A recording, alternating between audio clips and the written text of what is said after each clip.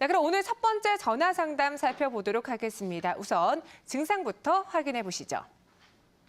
네, 64세 여성분께서 두통과 관련해서 전화를 주셨습니다. 3, 4개월 전부터 이마와 관자놀이가 아프고요. 또 혈압은 정상이고 어지럽지는 않은 상태라고 합니다. 신경외과에서 염려성 두통이다라고 말씀해 주셨다고 하는데요. 자세한 증상 전화를 통해서 알아보도록 하겠습니다. 시청자님 안녕하세요. 네, 시청자님. 네, 안녕하세요. 네, 전화 연결됐습니다. 저희가 도움드릴 원장님 바로 연결해 드릴게요. 네.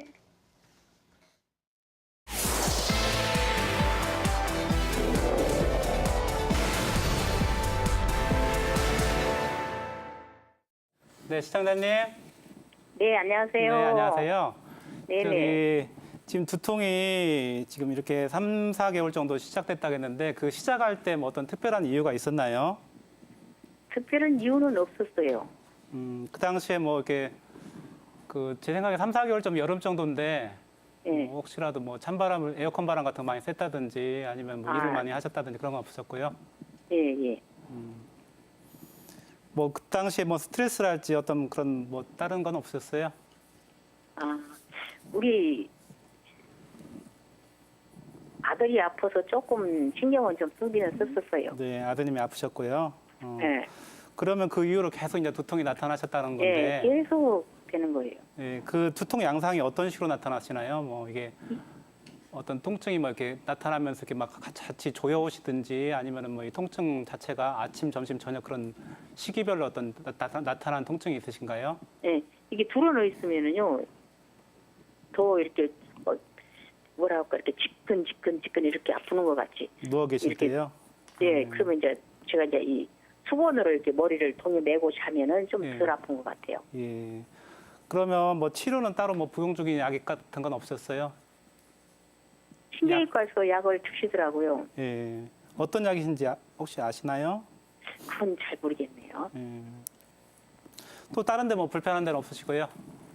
네, 다른 데는 불편한 게 없어요. 지금 이마하고 관자놀이인데 어느 한 오른쪽만 그러세요? 아니면 왼쪽만 그러세요? 그게 양쪽 다 나타나세요? 이마 머리요? 예, 그 지금 이마와 관자놀이가 아프시다고 했잖아요, 두통이요. 예. 근데 그 이 쪽이 가운데가 이렇게 아파. 한 가운데가. 가운데 쪽으로요. 네.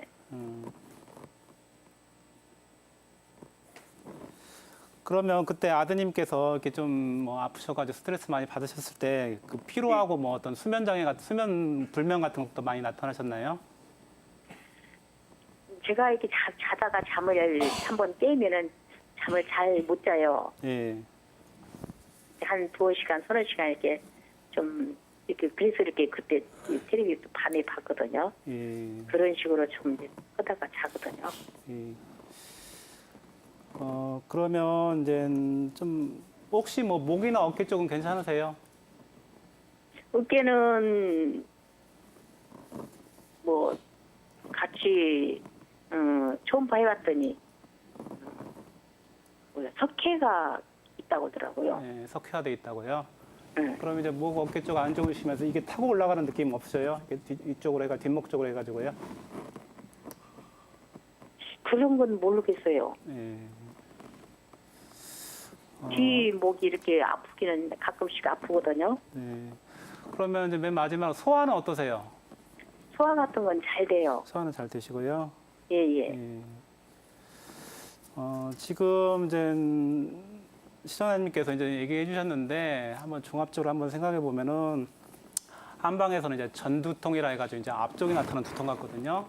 예. 근데 이제 앞쪽에 나타난 두통 중에 특히 이제 이쪽 관자놀이 쪽이 더 많이 아프신 분들은 이제 한방에서 이제 기가 많이 허했다든지 아니면 피가 혈허해가지고 혈허해가지고 기운이 떨어졌다든지 아니면 피가 많이 부족했다든지 그런 쪽으로 설명을 하고 있어요.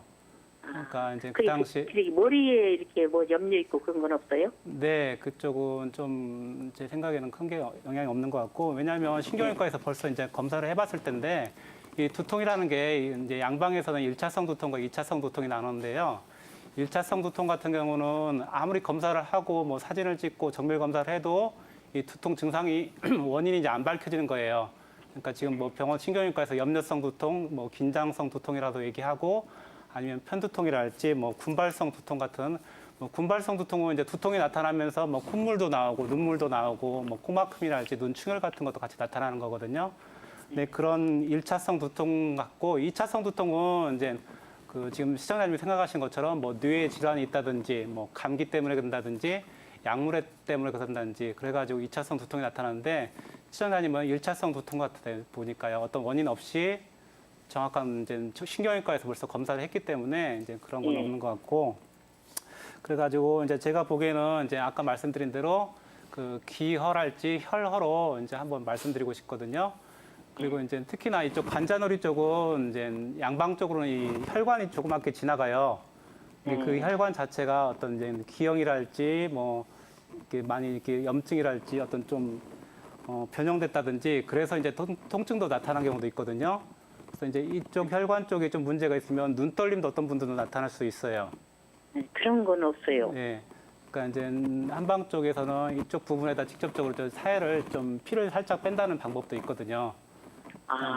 네, 그런 쪽도 침 치료도 있고 또 알맞은 이제 혈자리를 놔서 침을 놓는데 다시 한번 말씀드리지만은 이제 그 아드님 아프셔가지고 신경 쓰고 잠을 잘 못 주무시고 피로하고 그래서 이제 기운과 또 이제 혈이 같이 많이 부족해가지고 이 두통이 나타나신 것 같거든요. 거기에 적절하게 치료를 하시면 될 것 같아요. 아까 말씀드린 대로 2차성 두통인 어떤 다른 원인에 의해서 나타난 두통보다 이런 어떤 원인이 아닌 그 뭐랄까 그런 기질적인 원인이 아닌 거기 때문에 너무 걱정하실 필요는 없을 것 같아요. 네, 시청자님. 예, 네, 예. 강병규 원장님 이야기 들어봤는데요. 이번에는 예. 구교중 원장님 의견까지 들어보도록 할게요. 예, 감사합니다. 네. 네, 어머님 안녕하세요. 예, 안녕하세요. 네, 제가 조금 더 여쭤보고 싶은 게 있는데요. 예, 예. 네, 잠을 잘 못 주무신다고 하셨었는데 예, 예. 혹시 뭐 가슴이 갑자기 두근두근거리거나 그러시는 경우는 없나요? 그런 건 수는 없어요. 그런 건 없고요. 그럼 예. 뭐 갑자기 뭐 까먹으시다거나 뭐 건망증 같은 것도 없으시고요. 그런 건 있어요. 그런 건 건망증 있어요? 같은 것도. 예. 네, 그래서 아까 말씀드린 것 중에 이제 우리 몸에 아까 처음에 그 두통이 생기신 상황이 예. 마음을 많이 쓰신 상태잖아요. 예. 근데 우리 한의학적으로 이제 몸이 그렇게 신경을 많이 쓰고 걱정을 많이 하면 이제 혈어라는 표현을 하는데 몸에 절대적인 체액량이 부족하다기보다는 순환 장애라고 보시는 게 더 맞아요.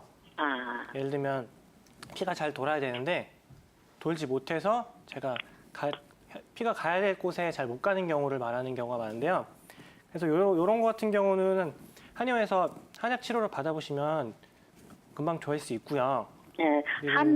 한방병원에 가서 여기 주사를 침을 한번 맞아본 거 괜찮을까요? 네네. 침도 괜찮고요.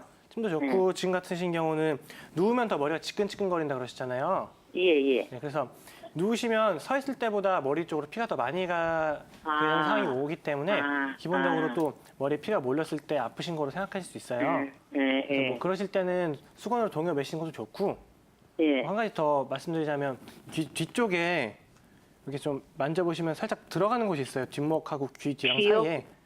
네네. 네, 귀 예. 뒤쪽에 이 목 뒷목이랑 연결되는 부분이 있는데 여기 유양돌기라고 부릅니다. 네, 요거 한번 찾아보셔서 정확한 자리로 한번 마사지 해주시면 예. 누웠을 때 조금 불편하신 거를 조금 더 감소시키는 데 도움도 되실 것 같아요. 예. 네, 여기를 시청자님. 눌리니까 예. 네네, 더 말씀하시죠. 여기를 눌리니까 목이 이렇게 딱딱 딱딱하시죠? 예. 네, 거기가 좀 굳어 계셔서 예. 더 이제 머리 쪽으로 압력이 더 생겨서 두통이 생길 수 있는 상황이거든요. 네. 네, 그래서 조금 이제 더 마사지를 조금 더 너무 아프긴 하지 마시고요. 조금 더 지그시 눌러주시면 조금 더 괜찮으실 것 같아요.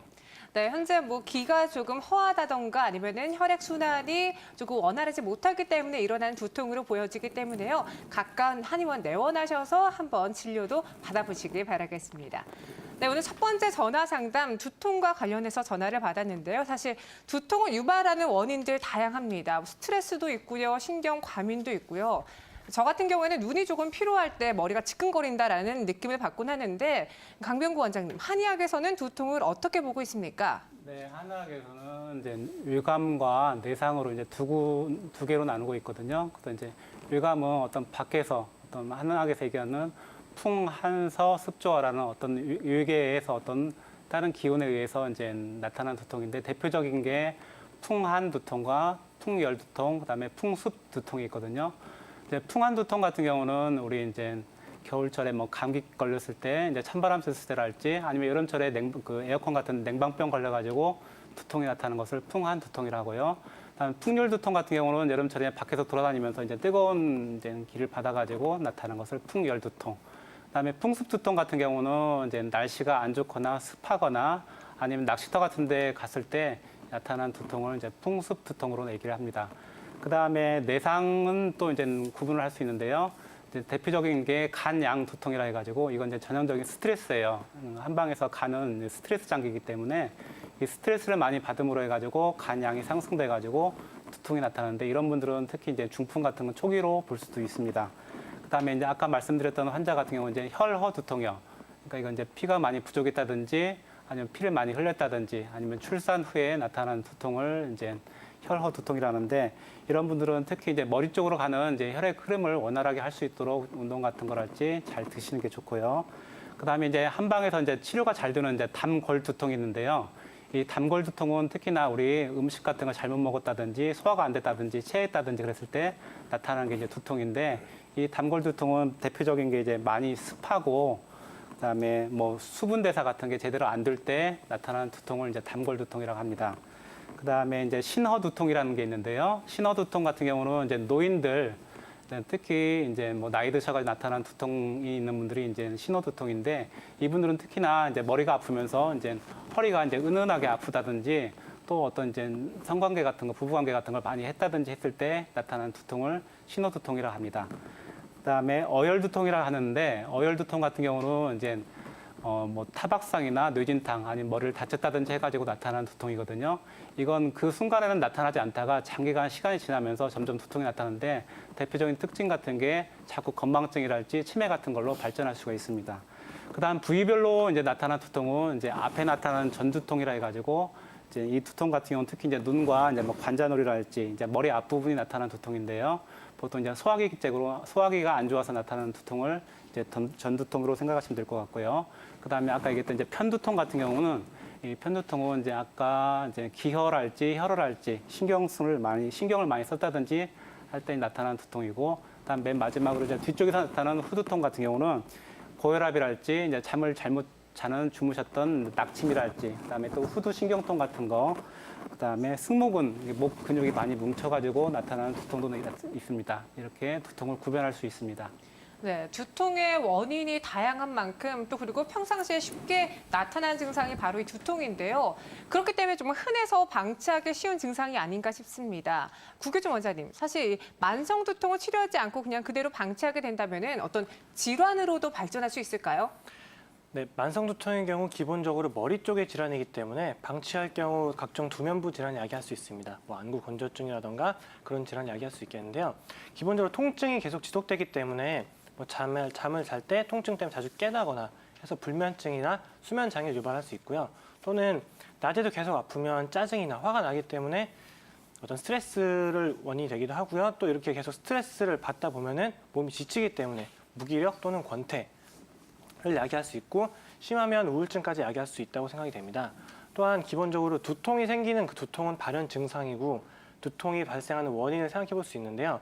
보통 근육이 긴장해서 두면부에 있는 근육이 긴장해서 온 두통의 경우에는 근육이 긴장이 지속될 경우 두면부로 시작해서 목이나 어깨로 견통이 올 수 있고요.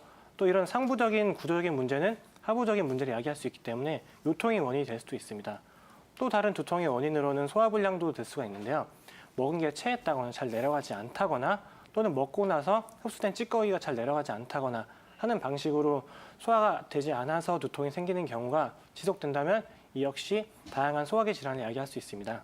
이처럼 두통은 여러 가지 원인에 의해서 발생하는 하나의 발현 증상이기 때문에 두통, 그 통증 자체를 제어하는 것도 중요하겠지만 근본 원인을 치료하는 게 핵심이라고 할 수 있겠습니다.